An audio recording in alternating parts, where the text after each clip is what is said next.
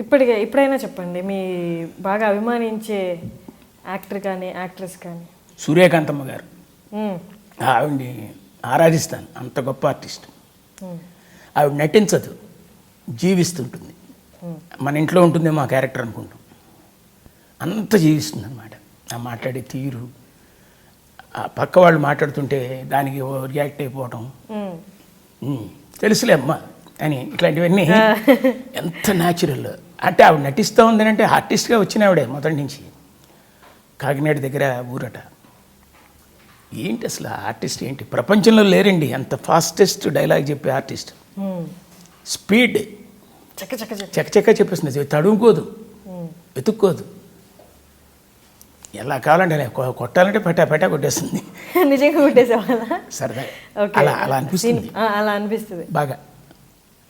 ఇప్పటి సినిమాలకి అప్పటి సినిమాలకి ఏదైనా మిస్ అయిన ఫ్యాక్టర్ ఏమన్నా మీకు అనిపిస్తుందా యాక్టింగ్ పరంగా? మిస్ అయిన ఫ్యాక్టర్ అంటే ఇప్పటి సినిమాలు కూడా ఎంతో ఇంటలెక్చువల్ క్యారెక్టరైజేషన్స్ ఎన్నో ఉన్నాయి. మర్చిపోవడాలు ఏముంటాయిలేండి. క్యారెక్టరైజేషన్ బ్రహ్మాండంగా చేయిస్తున్నప్పుడు ఇది మర్చిపోయారు అది మర్చిపోవటాలు ఉండవు. అప్పటికి ఇప్పటికి ఏంటంటే అదొక డీటెయిల్డ్గా ఒక స్లోగా ప్రాసెస్ ఉండేది.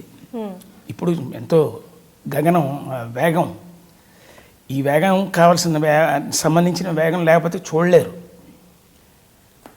మా చిన్నతనంలో రైతు బిడ్డ అని ఒక సినిమా చూశాను. బళ్ళారి రాఘవ్ గారి హీరో. కూతురు వచ్చి వాళ్ళ నాన్నని అడుగుతోంది, నాన్నగారు ఆ జమీందారీ మనుషులు వచ్చి మన పశువుల్ని తోలికెళ్ళిపోయారు అని అంత స్లోగా చెప్పి, దానికి ఆయన సమాధానం, తోలికెళ్ళిపోయారా, ఎంత మానుషం, వాళ్ళ ఆగడాలకి అంతు లేకుండా పోతాం అని ఇంత మెల్లగా అన్నాడండి. బాబు ఇంతసేపు చెప్పాడేంటి ఆయన. రియల్ లైఫ్లో అలా ఉండదు కదా, తోలికెళ్ళిపోయారా అన్నట్టు ఉంటుంది కదా. ఆయన చేసిన ఆయన మహానటుడు బళ్ళారి రాఘవ్ గారు. అంటే 70-75 ఏళ్ల క్రితం ఆ టెండెన్సీ, 50 ఏళ్ల క్రితం ఇంకొక, 25 ఏళ్ల క్రితం ఇంకో రకంగా, అట్ ప్రజెంట్ ఇంకో రకంగా, స్పీడ్లో తేడాలు. Horse power. మీ టైంలో ఎలా ఉండేది? సేమ్ అదే డైలాగ్ ఉంటే కొంచెం సటిల్గానే ఉండేది, పర్లేదు. అంటే మరీ పరుగులెత్తల. మీ ఫ్యామిలీ గురించి చెప్పండి. నాకు ఒక బాబు అండి. వాడు మెకానికల్ ఇంజనీరింగ్ కంప్లీట్ చేశాడు, ఎంఎస్ చేశాడు. ఈ మధ్య నాకు ఒంట్లో బాగాలేదని వచ్చేసాడు అక్కడి నుంచి, యుఎస్ నుంచి. జాబ్ చేస్తూ ఉండేవాళ్ళు? అంటే జాబ్ చేయలే, వెళ్తున్న టైంలో నేను సిక్ అయ్యా. ఇక వచ్చేసాడు. నేను అక్కడికి వెళ్ళలేను, ఇక్కడే చేసుకుంటాను అన్నాడు. అందువల్ల ఇక్కడే ఉన్నాడు, నాతోనే ఉన్నాడు. మీ యాక్టింగ్ కానీ మీ కెరియర్ కానీ అన్నీ చూస్తూనే పెరుగుంటాడు కదా తను. ఏమన్నా చెప్తూ ఉండేవాడా, నాన్న అక్కడ బాగుంది? అప్పుడు కాదండి, ఈ మధ్యలోనే కొంచెం బాగా దగ్గర అయిపోయాం. అంటే వాడు ఇక్కడే ఉంటున్నాడు కదా, ఇదివరకు అంతా చెప్పేవాడు కాదు, ఇప్పుడు చెప్తున్నాడు బాగా. ల్యాబ్స్ చెప్తాడు, ల్యాగ్లు చెప్తాడు. పాజిటివ్ కంటే నెగిటివ్లు చెప్పేస్తాడు. కరెక్టేరా అంటాను.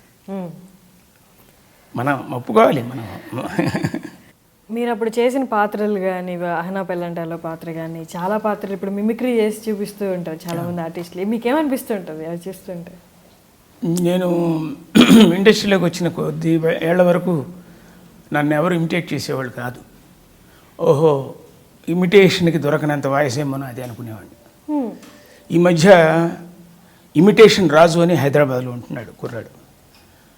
వాడు మాకు షోస్లో మిమిక్రీ చేయడానికి వస్తుంటాడు. ఒకరోజు నేను షాక్ అయ్యా.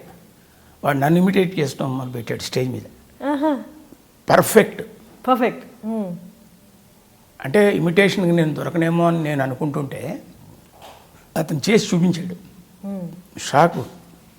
మొన్న మధ్య బ్రహ్మానందం, రే నిన్ను ఎవడరాడు బలి చేస్తున్నాడు ఇమిటేషను,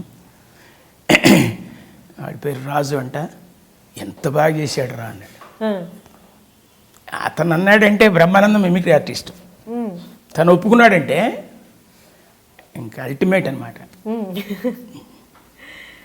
మీరు ఎప్పుడు ఈ మిమిక్రీలు చేయడం అలా ఏం చేయలేదు? మీకు ఒకటి 2 వాయిస్లు అనేవాడిని మా నాటకాల టైంలో, 2 ఆర్టిస్టులు అనేవాడిని. కర్ణాటి లక్ష్మీ నరసయ్య గారు అని ఒక ఆయన ఉండేవారు, ఆయన్ని పురుషోత్తం అని ఒక ఆర్టిస్ట్, ఓల్డ్ ఆర్టిస్ట్. వాళ్ళని ఇద్దరిలో ఎవరిన ఒకరినైనా ఇమిటేట్ చేయగలరా?